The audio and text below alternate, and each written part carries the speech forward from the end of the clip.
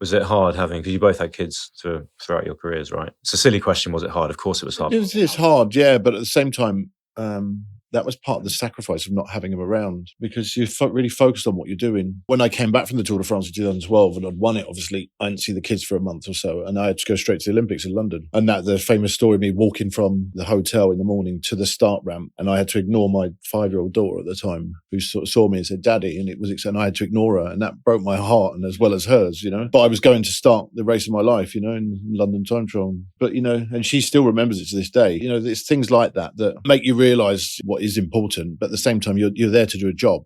And while you're focusing on that job, you can't let the two interact with each other. Hopefully in time, there's a disappointment there for a young girl, but then in time, you realise your father is showing you the sacrifices. Yeah, there is that. And it's also not something that's going to happen on a regular basis. Often, that things like that. Once I started noticing things like that, and I realised, there was only so many birthdays and things I wanted to miss, that was enough for me. I didn't want to go away and win another 5 Tour de France's and be away for months on end.